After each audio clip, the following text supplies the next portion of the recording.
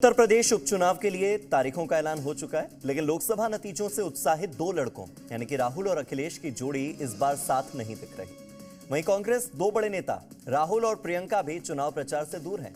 अब सवाल यह है कि आखिर कैसे टूटी यूपी में कृष्ण अर्जुन कहे जाने वाले दो नेताओं की जोड़ी, और कांग्रेस से दूर होकर समाजवादी पार्टी इस चुनाव में क्या कमाल कर पाएगी, देखिए।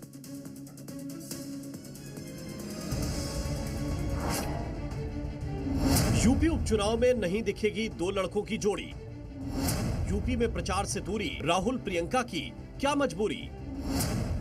समाजवादी पार्टी से दूर कांग्रेस, अखिलेश कैसे जीतेंगे रेस। राहुल प्रियंका ने अखिलेश को अकेला क्यों छोड़ा।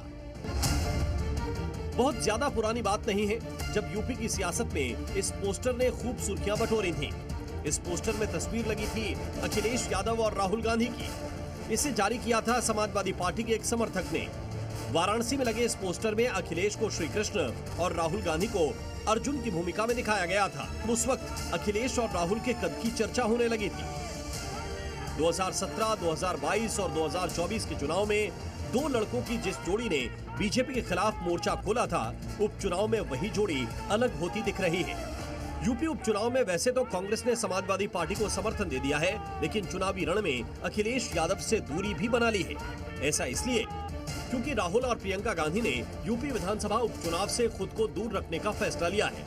राहुल और प्रियंका गांधी यूपी विधानसभा उपचुनाव में प्रचार नहीं करेंगे। राहुल और प्रियंका समाजवादी पार्टी के उम्मीदवारों के लिए वोट नहीं मांगेंगे। दोनों नेताओं ने यूपी उपचुनाव में जनसभा और रैली से भी इनकार किया है। कांग्रेस प्रदेश नेतृत्व की तरफ से स्थानीय नेताओं को ही प्रचार के लिए कहा गया है। दरअसल लोकसभा चुनाव में कांग्रेस और समाजवादी पार्टी ने मिलकर चुनाव लड़ा था। राहुल और अखिलेश यादव ने लोकसभा चुनाव में कई रैलियां एक साथ की थी। कहा जा रहा था कि राहुल और प्रियंका उपचुनाव में भी समाजवादी पार्टी के समर्थन में जनसभाएं करेंगे, लेकिन इस बार उन्होंने पूरी तरह खुद को अलग कर लिया है। अब बीजेपी को एक और मौका मिल गया है अखिलेश और राहुल प्रियंका पर चुटकी लेने का।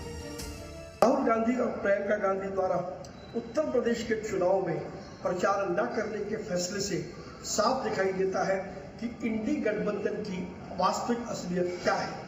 ये राजनीतिक मजबूरियों का गठबंधन था, मनबंधन बिल्कुल भी नहीं था।